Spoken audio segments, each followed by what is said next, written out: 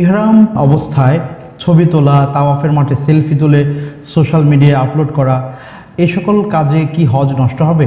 Rose TV 24. Enjoy by listening to the Holy Quran. সময়ত ভাই, আপনি খুবই গুরুত্বপূর্ণ একটি বিষয় উল্লেখ করেছেন। দেখুন, যারা উমরা অবস্থায়, ইহরাম অবস্থায় ফটো উঠিয়ে ফেসবুকে, সোশ্যাল মিডিয়ায় প্রচার করেন, তাদেরকে যদি আমরা জিজ্ঞেস করি যে ভাই এটা আপনি কেন করলেন, ওনারা বলে থাকেন যে আমরা এই জন্যই করেছি যে এটা দেখলে পরে আরও 2-4 উদ্বুদ্ধ হবে, তাদেরকে উদ্বুদ্ধ করার জন্য আমরা এই প্রচারণাটা করছি। তো এই কথাটা সুন্দর আসলে, কিন্তু দেখেন আমাদের সালাফরা কি করতেন জানেন? আমাদের সালাফগণ যারা আমাদের আগে চলে গেছে, যাদেরকে আমরা অনুসরণ করতে পারি, সাহাবায়ে কেরাম, তাবেঈন, তাবেঈন, ওনারা কি করতেন?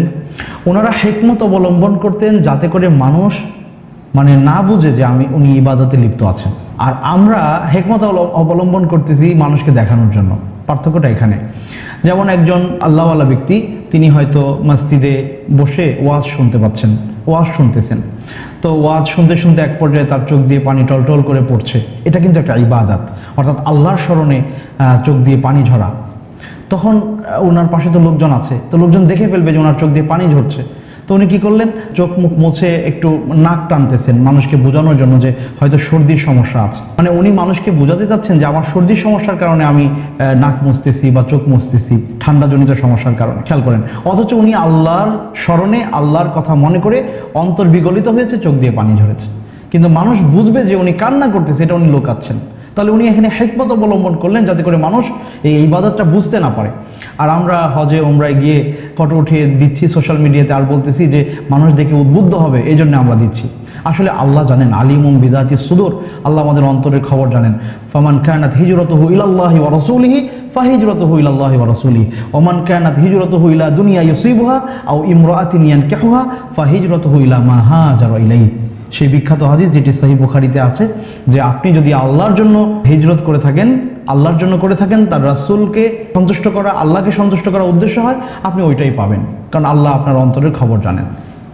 আর যদি আপনার উদ্দেশ্য অন্য কিছু থাকে, দেখেন এটা সাহাবীদের ব্যাপারে বলা হচ্ছে, সাহাবায়ে কেরাম ওনারা হিজরত করেছেন, এমন ব্যক্তির ব্যাপারে বলা হয়েছে যদি তোমার এই হিজরতে সেখানে তোমার যে মহিলাকে তুমি পছন্দ করতা সেও মদিনায় চলে গেছে, এই জন্য তুমিও মক্কা ছেড়ে মদিনায় চলে গেছো, উদ্দেশ্য ওই মেয়েকে বিয়ে করা, রাসূল সাল্লাল্লাহু আলাইহি সাল্লামের অনুসরণ না, আল্লাহর সন্তুষ্টি না, তাহলে কিন্তু সেই সওয়াব তিনি পাবেন না। তো একজন সাহাবীর ক্ষেত্রে যদি আল্লাহ রাসূল সাল্লাল্লাহু আলাইহি সাল্লাম এই হুঁশিয়ারি করতে পারেন, তাহলে আমরাও বলবো যে আপনি যে সোশ্যাল মিডিয়াতে প্রচারণাটা চালাচ্ছেন, আপনি উমরায় গিয়েছেন বা হজে গিয়েছেন, আল্লাহ আপনার অন্তরের খবর জানেন। আপনি যতই হিকমত অবলম্বন করেন না কেন, আল্লাহ সুবহানাহু ওয়া তাআলা আপনার সকল হিকমতের ব্যাপারে খবরদারি করতে জানেন।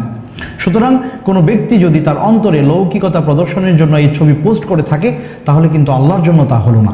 সুতরাং তারাকতুহু ওয়া শিরকা, আল্লাহ রাসূল সাল্লাল্লাহু আলাইহি ওয়াসাল্লাম, আল্লাহ সুবহানাহু ওয়া তাআলার এই কথা হাদিসে কুদসিতে এসেছে যে যারা আল্লাহ সুবহানাহু ওয়া তাআলার জন্য কোনো কিছু করতে গিয়ে কোনো কিছুকে শরীক করবে, আল্লাহ সুবহানাহু ওয়া তাআলা বলবেন যে আমি এটা থেকে মুক্ত, এই ইবাদত আমার দরকার নাই যেখানে আমার সাথে অন্য কাউকে শরীক করা হয়েছে, মানুষের সন্তুষ্টি আনা হয়েছে, মানুষকে খুশি করার ব্যাপারটা চলে আসছে। তো এই জায়গায় আল্লাহ সুবহানাহু ওয়া তাআলা আপনার অন্তরের খবর খুব ভালো জানেন। সুতরাং আপনি কি নিয়তে পোস্ট করছেন সেটা আপনার আর আপনার আল্লাহ ভালো জানেন। এই জায়গায় আমি কখনোই বলতে পারবো না যে ওনার হজ হবে না বা ফটো পোস্ট করার কারণে হজ নষ্ট হয়ে যাবে। জানি না, যদি উনি আল্লাহর জন্য হজ করে থাকেন এবং মানুষকে উদ্বুদ্ধ করার জন্য পোস্ট করে থাকেন, তাহলে উনি সওয়াব প্রাপ্ত হবেন, কোনো সমস্যা নেই। কিন্তু ওনার অন্তরে যদি লৌকিকতা থাকে, তাহলে এটা কোনোভাবেই আল্লাহ সুবহানাহু ওয়া তাআলা কবুল করবেন না। সুতরাং আমরা এক বাক্যে বলতে পারছি না যে ওনার হজ হবে না, হজ নষ্ট হয়েছে। আমরা এটা আল্লাহর উপরে ছেড়ে দিব এবং ওনাকে সতর্ক করব যে এই ধরনের কাজ না করার মধ্যেই কল্যাণ। আমাদের সালাফরা ইবাদত লুকিয়ে করতে চাইতেন, মানুষের সামনে প্রচার করতে চাইতেন না। আল্লাহ সুবহানাহু ওয়া তাআলা আমাদেরকে আল্লাহর জন্য খালেসভাবে ইবাদত করার তৌফিক দিন, আল্লাহুম্মা আমিন। আমাদের একজন যিনি বোন প্রশ্ন করেছেন যে ইহরাম অবস্থায় মহিলারা মুখ ঢাকতে পারবে না, তাহলে মুখ যদি না ঢাকতে পারে সেক্ষেত্রে পুরুষদের সামনে পর্দা আমরা কিভাবে করব? সেক্ষেত্রে কি পর্দা করা জরুরি নয়? জি, সম্মানিতা বোন সুন্দর প্রশ্ন করেছেন। একজন মুহরিমা নারী তিনিও কিন্তু পর্দা মেনটেন করবেন। মা আয়েশা রাদিয়াল্লাহু তাআলা আনহা থেকে একটি বর্ণনা রয়েছে যে তিনি বলছেন যে কুন্না মা রাসূলিল্লাহি সাল্লাল্লাহু আলাইহি ওয়াসাল্লাম মুহরিমা, আমরা রাসূল কারীম সাল্লাল্লাহু আলাইহি ওয়াসাল্লামের সাথে মহিলা মুহরিমা হিসেবে আমরা অনেকেই ছিলাম। ফাইদা মাররবিনা আর রুকবান আও আর রিজাল, যখন আমাদের পাশ দিয়ে পুরুষেরা অতিক্রম করতো, চলে যেত, অর্থাৎ আমাদের পাশে কোনো সামনে কোনো পুরুষ মানুষ চলে আসতো, সাদালাত ইহদানা জিলবাবাহা মিন রাসিহা আলা ওয়াজহিহা, তিনি বলছেন যে তখন আমাদের মহিলারা তাদের মাথার উপরে যে জিলবাবের অংশ থাকতো, তিনি শরীরে যে কাপড় পরিধান করেছেন সেটার যে অংশ মাথায় থাকতো, এটাকে তিনি টেনে ধরে সামনের দিকে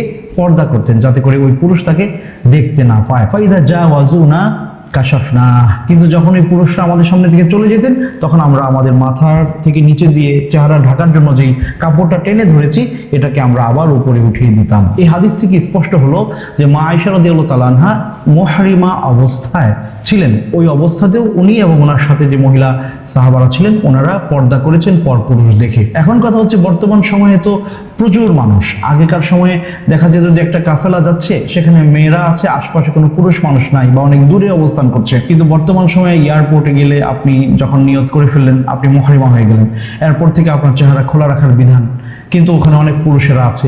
মক্কায় পৌঁছার পরে আপনি যখন তাওয়াফে যাবেন, লাখো মানুষের মেলা, তো সেক্ষেত্রে আপনি কি করবেন, যে সেক্ষেত্রে আপনি আপনার মাথার উপর থেকে আপনার স্কার্ফটা আপনি টেনে নিচের দিকে দিয়ে দিবেন, এটা আপনার জন্য পর্দা, যাতে করে আপনি নিজে চলাফেরার মতো রাস্তা দেখতে পারেন, সেই ব্যবস্থা যদি থাকে। এবং কিছু স্কার্ফ এরকম পাওয়া যায় যেটা একটু সামনের দিকে করা, ক্যাপ আছে, আবার এখানে পর্দা মেনটেন করা যায়, এটা একটা সুন্দর বিকল্প আপনার জন্য হতে পারে। কিন্তু কোনো অবস্থাতেই একেবারে পুরুষদের সামনে চেহারা খোলা রাখা যাবে না ইহরাম অবস্থাতেও, কেননা মা আয়েশা রাদিয়াল্লাহু তাআলা আনহা এবং ওনার সাথে যারা মহিলা সাহাবা ছিলেন, ওনারা সবাই পর্দা মেনটেন করেছেন, যদিও তারা মুহরিমা ছিলেন। তো আরেকটা ব্যাপার আছে যে যদি মাথার উপর থেকে কাপড় টেনে চেহারা ঢেকে দেওয়া হয়, তাহলে তো চেহারাতে কাপড় লাগতেছে, এতে কোনো অসুবিধা হবে কিনা? না, এতে কোনো অসুবিধা হওয়ার কথা না, কারণ মা আয়েশা রাদিয়াল্লাহু তাআলা আনহা এবং ওনার সাথে যে সকল মহিলারা ছিলেন, ওনারা যখন মাথার উপর থেকে কাপড় টেনে নিচের দিকে ধরেছেন, অবশ্যই তাদের চেহারাতেও কাপড় লেগেছিল, তো এতে করে কোনো সমস্যা নেই। নিষেধ হচ্ছে যে লা তানতাকিবুল মুহরিমা, একজন মুহরিমা নেকাব পরবে না। নেকাব কি? এমন একটা ড্রেস যেটা বানানো হয়েছে যে দুইটা চোখ খোলা থাকবে এবং সারা চেহারা ঢাকা থাকবে, এই নেকাবটা তিনি পরবেন না সার্টেন টাইম অফ হারাম, এটা মেনটেন করতে হবে। কিন্তু মাথার উপর থেকে কাপড় টেনে দিয়ে চেহারা ঢেকে ফেলাতে কোনো সমস্যা নাই, যেমনটা মা আয়েশা রাদিয়াল্লাহু তাআলা আনহা এবং ওনার সাথে মহিলারা করেছেন। আল্লাহ সুবহানাহু ওয়া তাআলা আমাদের বুঝার তৌফিক দিন, আল্লাহুম্মা আমিন। আপনাকে অসংখ্য ধন্যবাদ। আমাদের একজন হাজী সাহেব প্রশ্ন করেছেন যে হজের ইহরাম কি ঢাকা এয়ারপোর্টে বেঁধে নেওয়া জরুরি, নাকি জেদ্দায় নেমেও আমি ইহরাম বাঁধতে পারবো? জি, সম্মানিত হাজী সাহেব, আপনাকে ধন্যবাদ প্রশ্নটি করার জন্য। মুহাম্মদুর রাসূলুল্লাহ সাল্লাল্লাহু আলাইহি ওয়াসাল্লাম হজে যারা আগমন করবেন কিংবা উমরায় যাবেন, সেখানে যাওয়ার আগে তিনি নির্ধারিত কিছু জায়গাকে মিকাত হিসেবে আখ্যায়িত করেছেন এবং তিনি এই কথাটা বলেছেন, হুন্না লাহুন্না ওয়া লিমান আতা আলাইহিন্না লিমান আরাদাল হজ্জ ওয়াল উমরাহ। আল্লাহ রাসূল সাল্লাল্লাহু আলাইহি ওয়াসাল্লাম এই মিকাতগুলো নির্ধারণ করে বলে গেছেন যে এই জায়গাগুলো অবশ্যই হাজীদেরকে ইহরাম পরিধানের জন্য গ্রহণ করতে হবে, সেখান থেকে ইহরাম পরিধান করতে হবে যারাই উমরা বা হজের জন্য আসবে। সুতরাং আপনি যদি বাংলাদেশ থেকে হজে যান, আপনার জন্য মিকাত হচ্ছে ইয়ালামলাম, কিন্তু বর্তমান সময়ে ইয়ালামলামে আপনি থামতে পারছেন না, যেহেতু আপনি এয়ারপ্লেনে সফর করছেন। এই অবস্থায় আপনাকে অবশ্যই ইয়ালামলাম পৌঁছার আগে ইহরাম বাঁধতে হবে। কোনো অবস্থাতেই জিদ্দা অবতরণ করে আপনি ইহরাম পরিধান করতে পারবেন না, তাহলে আপনি মিকাত অতিক্রম করে ফেললেন ইহরাম পরিহিত অবস্থা ছাড়া।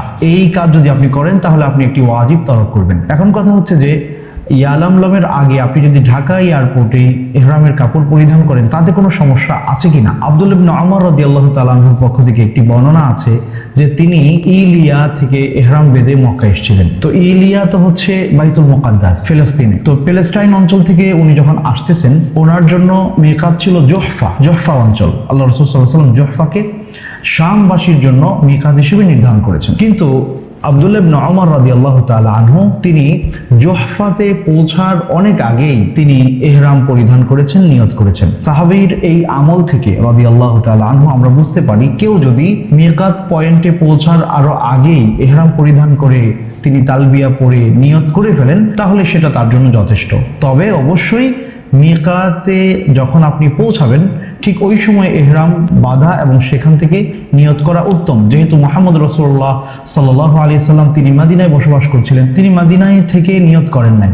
মদিনা থেকে উনি বের হয়ে যুল হুলাইফাতে পৌঁছেছেন, যেটি মদিনা থেকে হয়তো 15-16 কিলোমিটার দূরে। তো সেই জায়গায় গিয়ে সেখান থেকে তিনি নিয়ত করে তারপরে তিনি মক্কায় রওনা করেছেন। সুতরাং মিকাতে পৌঁছে ইহরাম বাঁধাটা এটা হচ্ছে উত্তম। বর্তমান সময়ে এয়ারপ্লেনে অ্যানাউন্স করা হয় যে উইথিন হাফ অ্যান আওয়ার আমরা মিকাত ক্রস করব, আপনারা নিয়ত করে নেন।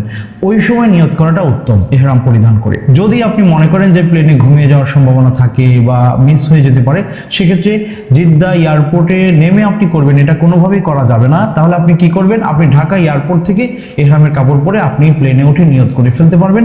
আব্দুল্লাহ ইবনে ওমর রাদিয়াল্লাহু তাআলা আনহুর আমল ছিল এই ব্যাপারে। সুতরাং আপনি যদি এটি করেন এটি বৈধ হবে। তবে উত্তম হচ্ছে মিকাত অতিক্রম করার মুহূর্তে ইহরাম পরিধান করা বা সেখান থেকে ওমরার জন্য বা হজের জন্য নিয়ত করা। আল্লাহ সুবহানাহু ওয়া তাআলা আমাদের বুঝার তৌফিক দিন, আল্লাহুম্মা আমিন। আমাদের একজন দিনী ভাই প্রশ্ন পাঠিয়েছেন যে ইহরাম অবস্থায় ভুলক্রমে মাথায় কম্বল দিয়ে ঘুমিয়ে পড়েছি, আমাকে কি দম দিতে হবে? তিনি মক্কায় আছেন, আলহামদুলিল্লাহ হজের জন্য চলে গিয়েছেন। জি, সম্মানিত হাজী সাহেব, আপনাকে স্বাগত জানাচ্ছি আমাদের আজকের এই আয়োজনে। রাসূল কারীম সাল্লাল্লাহু আলাইহি ওয়াসাল্লাম যে সকল কাজ একজন মুহরিম করতে পারবে না, নিষেধাজ্ঞা আছে, এর মধ্যে গুরুত্বপূর্ণ একটা হচ্ছে যে ওয়ালা ইয়ালবাসুল কুমুস ওয়ালাল আমাইম ওয়ালাস সারাবিলাত ওয়ালাল বারানিস, যে একজন ব্যক্তি যিনি মুহরিম তিনি সেলাইযুক্ত কাপড় পরবেন না, তিনি পাগড়ি পরবেন না মাথায়, বা এই টুপি জাতীয় কিছু পরবেন না, মাথার ঢাকে এরকম কোনো কাপড়ও মাথায় দিয়ে রাখবেন না, প্যান্ট সালোয়ার যেগুলো এগুলো পরবেন না, এগুলো নিষিদ্ধ। এখন কথা হচ্ছে যে আপনি সেটা জানেন, এখন এই কাজ যদি কেউ ইচ্ছাকৃতভাবে করে তাহলে আলাইহি ফিদিয়া, তাকে অবশ্যই ফিদিয়া আদায় করতে হবে। মিন সিয়ামিন আও সাদাকাতিন আও নুসুক, হয় তিনি 3 দিন রোজা রাখবেন, অথবা 6 জন মিসকিনকে একবেলা খাওয়াবেন, অথবা বকরি জবাই করে অসহায়দের মধ্যে বিলিয়ে দিবেন, যদি ইন্টেনশনালি কোনো ব্যক্তি নিষিদ্ধ কাজগুলো করে থাকে। আচ্ছা, এখন কথা হচ্ছে আপনি তো ঘুমিয়েছিলেন, ঘুমের মধ্যে আপনি ইহরাম অবস্থায় ঘুমিয়েছেন, আপনি শরীরে কাপড় দিয়ে ঘুমিয়েছেন, কিন্তু ঘুম থেকে উঠে দেখলেন যে আপনার মাথাও কম্বল দিয়ে আপনি ঢেকে ফেলেছেন ঘুমের মধ্যে। এই কারণে মা আলাইকা শাই, আপনার উপরে কিছুই নাই, আপনাকে ফিদিয়া আদায় করতে হবে না বিইذনিল্লাহ। কেননা রাসূল কারীম সাল্লাল্লাহু আলাইহি ওয়াসাল্লাম বলেছেন রুফি আল কালামু আন সালাত, 3 জন ব্যক্তির উপর থেকে কলম উঠিয়ে নেওয়া হয়েছে, অর্থাৎ তাদের জন্য শরীয়ত নাই, শরীয়তের বাধ্যবাধকতা তাদেরকে ধরা হবে না। এর মধ্যে একজন হচ্ছে আনিন নাইমি হাত্তা ইয়াস্তাইকিজ, ওই ব্যক্তি যিনি ঘুমিয়ে আছেন যতক্ষণ না জাগ্রত হবেন এর আগ পর্যন্ত শরীয়তের বিধান তার উপরে আরোপিত হবে না।